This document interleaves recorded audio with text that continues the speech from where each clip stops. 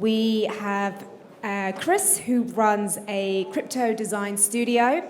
We have Ayesha, who runs an NFT marketplace, and Presence, who runs WebGen. So we're going to be talking about how can NFTs onboard the masses before being left behind.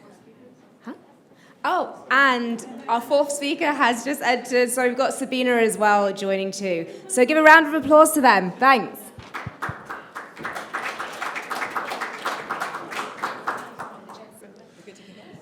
Good afternoon. Nice to see everybody. Good to be back in London. I'm Chris. I'm from Chicago, and I run a design firm specifically focused on Web3 and the crypto industry. Originally, we wanted to just sort of figure out what the best way to help the crypto industry would be, and originally, we just wanted to make sure that there was more of a easier path into utilizing any of the different tools and systems, and I think we can all agree that it's a pretty complicated sort of learning experience. So our whole focus is making things easier, making sure that there's a much simpler path for people to be able to get into the different systems and learn things, but also not have so much fear and concern over an industry that's sort of very much in flux right now. Awesome. Thanks, Chris. Chris is also Canadian, so another plus. So my name is Ayesha. I'm also Canadian, but I'm based in London, and I have an NFT marketplace called Creatorhood. My whole journey was I started off as a ballroom dancer, so I was on the creative side before I went into tech. So my heart's always been with the creators, and I started a journey a few years ago. I got really excited when NFTs came out, sort of before they became big, but I just thought to myself, thinking of all the dancers and musicians that I was with, it would be really hard for them to get in unless you made it super simple. So my whole journey in the space has been trying to abstract all the tech away so that the folks who really can benefit from the technology can use it. That's cool. Wait, testing. Similar. So I studied economics, and then I was interested in fintech, and then that led to crypto. And then I thought NFTs were a really big scam, just JPEGs, until someone told me about NFT tickets. And then I was like, oh wait, NFTs aren't just JPEGs. So then I started to explore, okay, what are the use cases of NFTs? And I realized there's it can be used for a lot of different things. But one, I wanted to, maybe buy a few NFTs, but I couldn't because I'm kind of broke. So that led me down the path to exploring rental, which led me to work on a project called Rent Token before. We're currently going through a pivot, but it was focused on how can we rent and lend NFTs to, in a way, lower the barriers to entry to onboard more people into the space. And as I was doing this project, I realized a lot of young people, university students, are looking into what is Web3. But universities, they focus a lot on careers like banking, consulting, and I think with Web3, we're seeing more topics like NFTs, tokenomics, metaverse, and I think we are seeing a lot of new career opportunities coming up that young people aren't aware of. So that led me to start Web3 Gen, which is a student community focused on educating young people to show them what opportunities there are in the space. And then, just going to networking events, meeting a lot of people, opening my eyes. Got so much to learn, and my focus is just how can we, lower the barriers to entry and just make this a more safe and welcoming space, because I think it's very techie user experience. There's a lot of barriers to entry now stopping people to understand what is Web3 and why does it even matter. And I think there's a big viewpoint that is only for people who are interested in finance or interested in tech, and it's just JPEGs is there's no real value to it. So I'm just kind of interested to see how you guys think, how can we onboard the masses into this space. That's a good question. So my name is Sabina, and while originally from Azerbaijan, Baku, I'm Amsterdam-based. And coming from a tech startup background, always saw some sort of gender disbalance, as you can tell. And in Web3, that's even stronger. So what me and co-founder decided to do is to build an educational platform, membership-based platform for women onboarding Web3 in a very nice, user-friendly, easy way. So sort of Netflix or TikTok for Web3, to make sure that we have that diversity. And yeah, in general, very interested in this panel and in seeing how we could actually onboard the masses, not only women, but all sorts of people into using NFTs and into Web3 in general. So I think probably most of you guys have come to the panel to kind of say, like, well, what is it going to take? So I think maybe we can start to offer our individual perspectives. Maybe, Chris, tell us, what do you think? What is it going to take? I mean, from my perspective, I'm seeing a lot of difficulties just within the basics. Like a lot of people are not really even thinking at the most basic level of what is it that you need to explain to people. Like how many people use Safari as a primary browser and all of a sudden someone says you need to use MetaMask as an extension and they're just like, what is an extension? So like the conversations that we're having with some of our clients, it's like you have to really work your way back to understand what that barrier of entry is and where to start from to move forward. So there's a lot of questions that we have to ask. There's a lot of research that we're doing to figure out with this particular project, what is the core user base, what's their education level, but also what is their intended user base. Like we'll undoubtedly have a conversation at some point with every single client where they say, oh no, it's fine. They'll understand this part. And it's like, I can guarantee you, some people will not understand this part. So it's my job to figure out how to explain those things, how to create a design system which is easy and fluid and makes sense that, for example, my grandmother could use it, right? Like my whole goal with design is that if my grandmother, who currently goes to the bank to pay all of her bills, can't use something like NFTs or crypto or anything within the system, then I'm not doing my job well enough. So that's the end goal. Whether it's going to happen, we'll see. But that's at least the intention.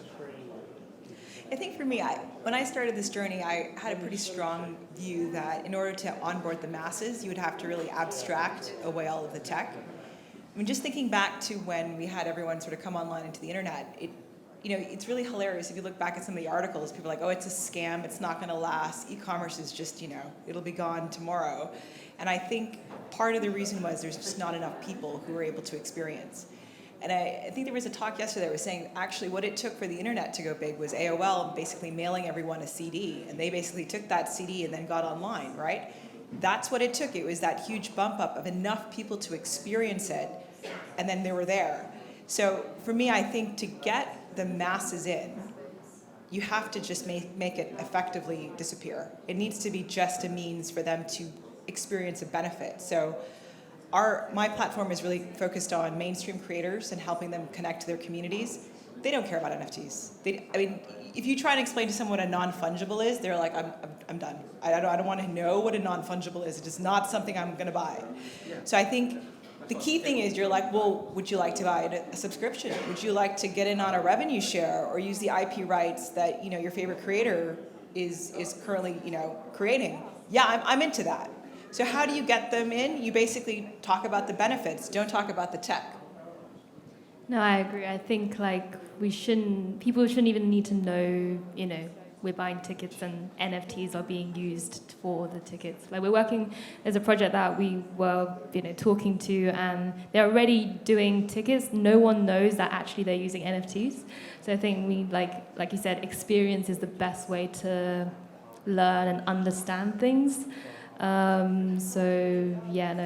completely agree with everything you guys are saying. I kind of want to, I don't know, I feel like so many talks are people like us talking. I think it would be much more fun if we can have like a more like engaging talk where we get to know what other people are like thinking in terms of like what do you think is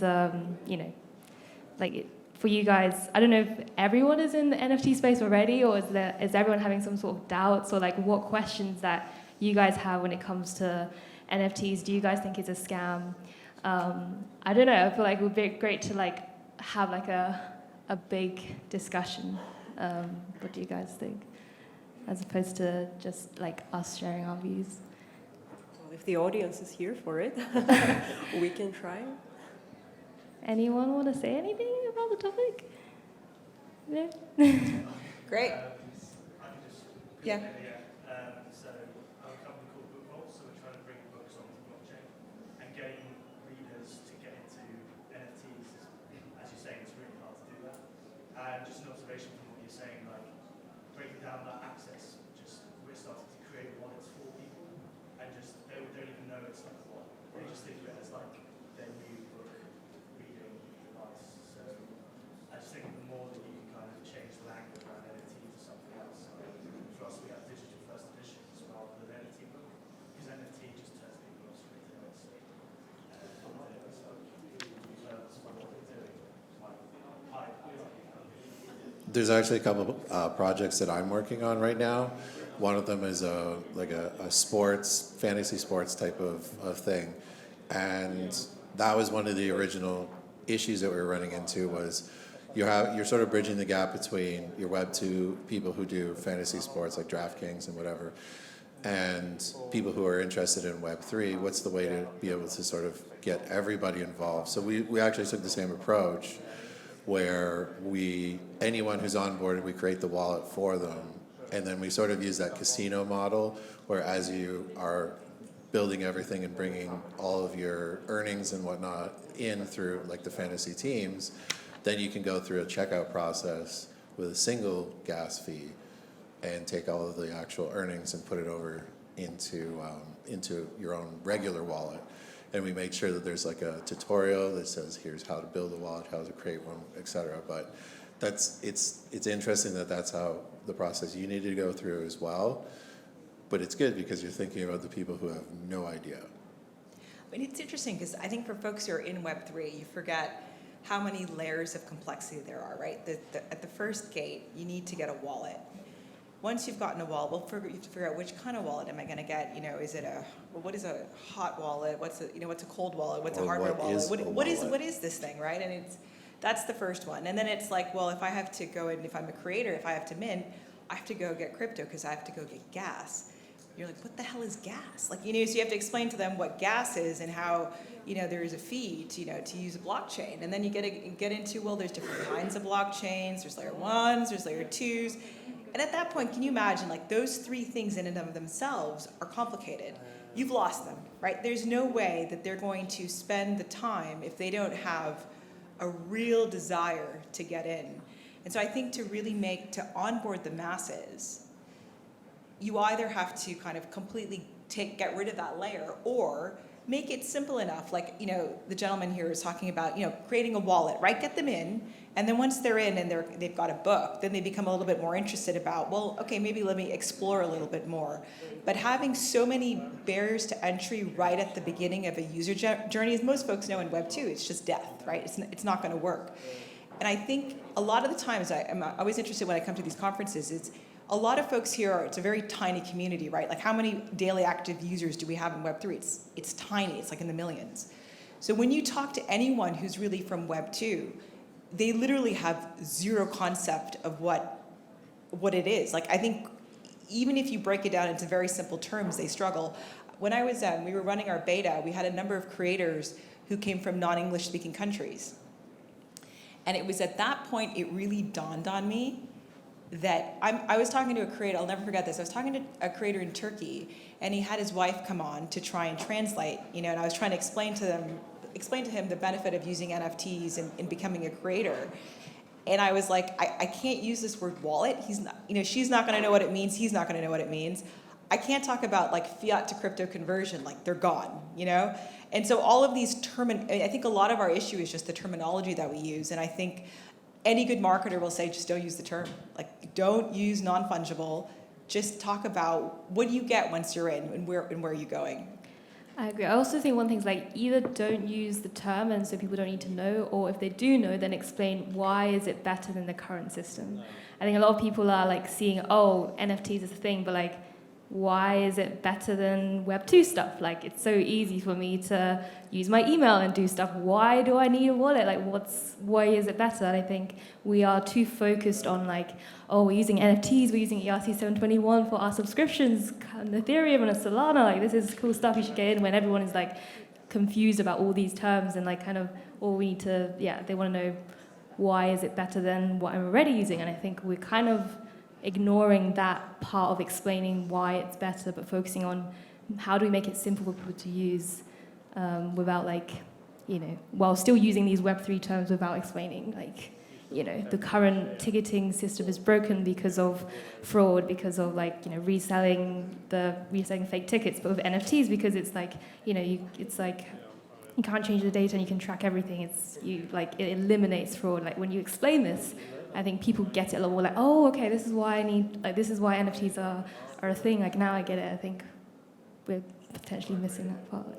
And as it circles back, I think to education at the end of the day, what I feel like Web3 and NFT creators are not considering is that attention span is really short for majority of people, not only Gen Z, I think, but for millennials and above as well. And so perhaps adapting this education to these standards, we have to admit that TikTok perhaps is one of the most used educational platforms now with all of these educational videos, and perhaps we could adopt this format instead of what is currently going on, which is usually very techy, uses a lot of terminology, as you say, mainly text-based.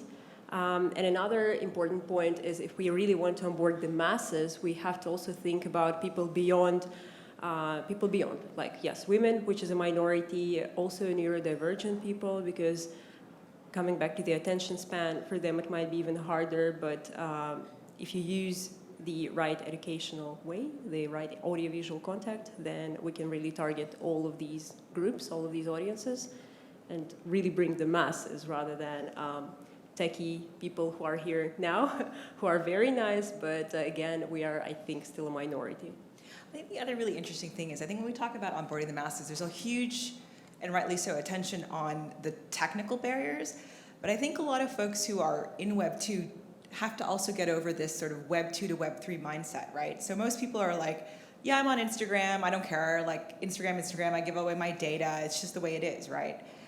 But getting them to say, well, actually, you know what? If you're in Web 3, you can get paid for that, right? You get paid for your activity. It's such a powerful concept, and most people don't understand that, right? They associate Web 3 with more like flipping, crypto, etc.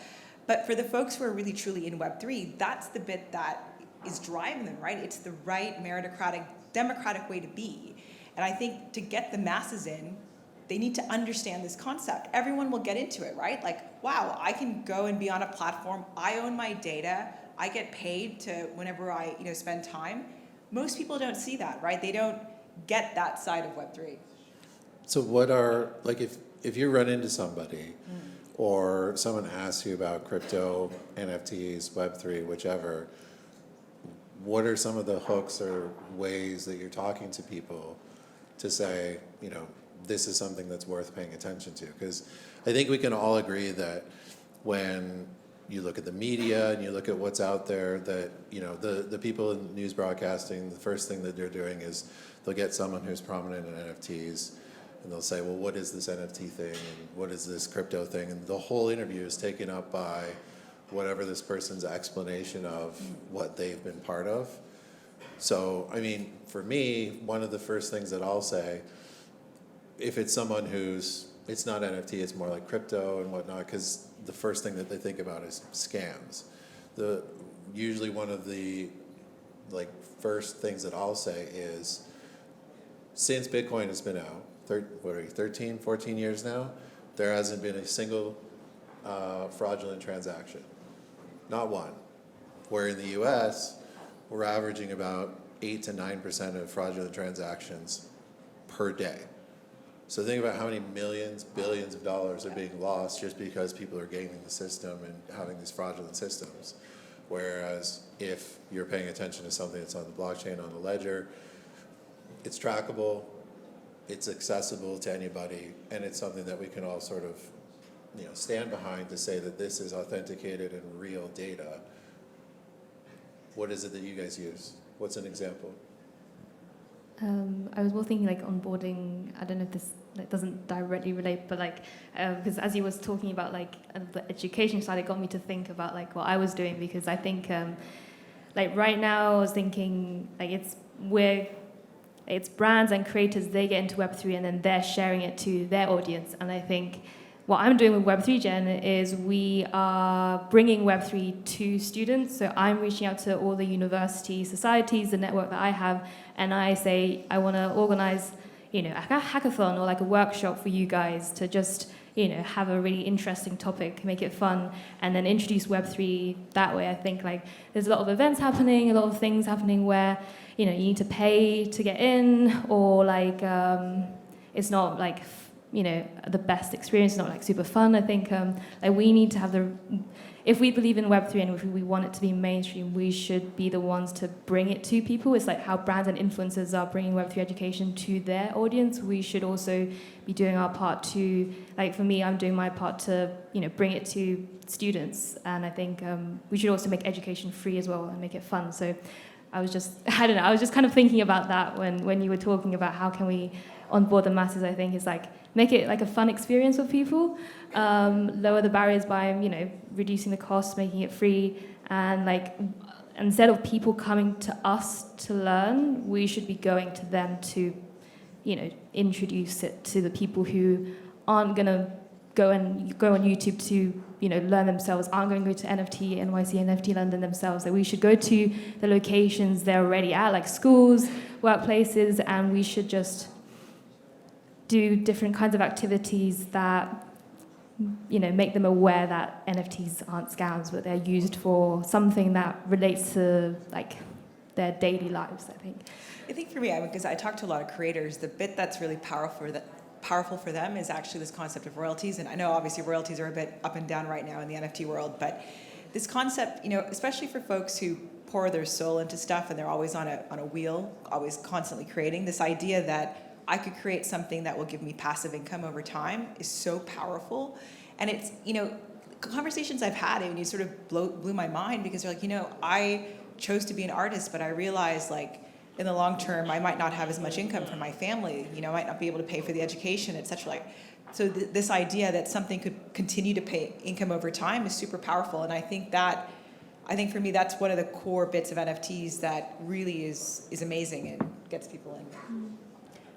Adding to Presence's point, I think we could also make events more accessible because I think, we can all agree that these are super useful. We have a lot of very interesting panels, a lot of very interesting people to meet, but it is pretty expensive, to be honest, as all of the Web3 events. And perhaps we could also lower that barrier to entry for people who don't necessarily know a lot about NFTs or Web3, but want to learn more. So that's, addition to your point. What do you guys think are like the most interesting like NFT use cases? For me, it's like when I heard about my friend talking about like on-chain reputation, how like, let's say you're an intern working at a company, you create this PowerPoint and it ends up being used 1,000 times and you leave the company and you have like no idea. But let's say that presentation you did was like an NFT, you can track how many times it's been used, and then you can have that on chain and you can go to your like next company and say, you can check this like NFT presentation I did, how many times it's used and everything. I feel like that's quite like it's quite cool. Where in a way, like what I don't know, like for me when it comes to talking about the education system, the current education system, I feel like the recruitment space, how they care so much about grades and kind of ignore like all the other side things that you do that also prove that you're someone with, experience. That's worthy of like a place at a really good company. I think if we have like on-chain reputation using NFTs, that's one way to solve this kind of problem. So for me, I'm always kind of interested to explore how NFTs can be used, what use cases there are, and also talk about that with other people to see what they think. So I'm just curious what excites you guys about like NFT use cases that you think you would want to share to people that is in a way like one way to onboard masses. I think it's interesting. I think there's so many cool, we're at the nascent stages, right? There's so many cool things that you can do. I think the ones that sometimes talk to folks about, it's like in healthcare, if you're a patient, you have your NFTs, your medical record, you choose who you share it with. The whole concept of fractionalizing NFTs in real estate, it's going to be huge, right? We're just at the very, very beginning. So I think, to your point, if you can start to land these concepts in a kind of environment that people already are thinking about and how you apply them, I think it's pretty powerful. Yeah, I come at it from a couple of different angles. One of the biggest ones for me is the security side. and it's based off of a couple recent projects I worked on. So I mean, I've done everything from like the basic marketplaces and sort of seeing like the initial NFT as like a PFP and, you know, $1 million JPEGs and everyone's excited. But recently we've been having projects coming through where people are worried about the idea of money laundering or funding for terrorism or human trafficking. So we actually were working with Interpol the last little while to be able to help track on-chain transactions through NFTs that are passing in between different countries and making sure that you can sort of monitor that without having to give up the idea of decentralization. So it's been a really interesting project, and that actually came to us because the client itself that we were working with was interested in how they were going to be able to take care of an NFT that they wanted to sell, which was an original Mozart that someone found in an attic that they're wanting to put up for auction. And obviously that's going to be a substantial amount of money that goes through once it sells. So we're seeing the same thing with like Budweiser, with Pepsi. They're worried about the legality of like how to pass things across countries. So for me, security is a huge, huge thing to make sure that everything is going into the spot where it's supposed to go. Yeah, and last point from my side, it would be probably NFTs for good. So all sorts of social sustainability projects. There's one cool project called Earth Today, where you trade a virtual square meter for a real life square meter that gets, better, green, depending on what it is. Yeah, NFTs for good. That would probably also be a nice way to, onboard people. So I know we're kind of coming to the end of our session, so any last thoughts? If there's one thing, if you could give one tip, right, on how to onboard the masses, what would be that one thing? I would say encourage people to have an open mind to change. I think people don't like change, and I think right now we're going through a big change, and I think it's just encouraging people to, stay open-minded, keep learning, and sometimes you might learn something that ends up making you fall down the rabbit hole. I think for me, it's abstracting the tech, just making it really simple. Yeah, for me, features and benefits, really being able to play to the audience and say, this can help this, which you're directly impacted with, or it's something that you can see the benefit because it's something that they're already invested in, so that there's like a direct correlation to make sure that it's something that they understand, rather than throwing something completely new at someone and going, I hope you can figure this out. And for me, fun and accessible education. Super. I want to say last thing is like kind of making it more like personal, like trying to understand. I think everyone is different. Everyone has their own experiences, and kind of understanding like where they're coming from, what concerns them, and then showing them how Web3 technology can benefit them as an individual for their personal like circumstance. I think that's one way to really make them like click, Yeah. Super. We haven't been waved off yet, so I mean, is there any questions from anyone? Thank you, everybody.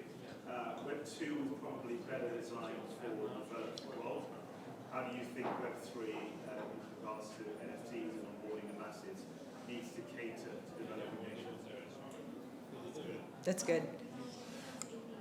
I think it's an interesting perspective. First, I think mobile first needs to be the number one focus, because if you're looking at developing nations, a lot of people, I feel, don't even realize that the mobile phone penetration in a lot of these markets is over 100%.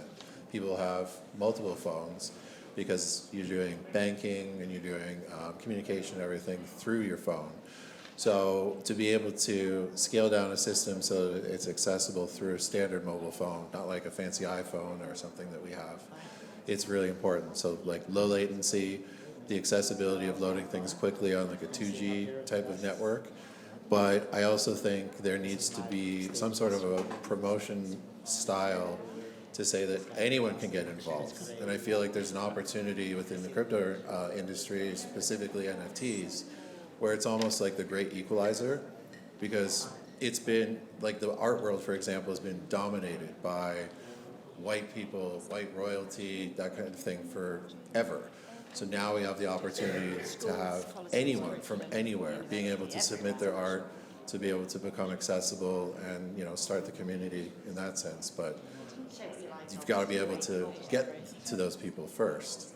And I think that like mobile first and low latency stuff has to be definitely accounted for.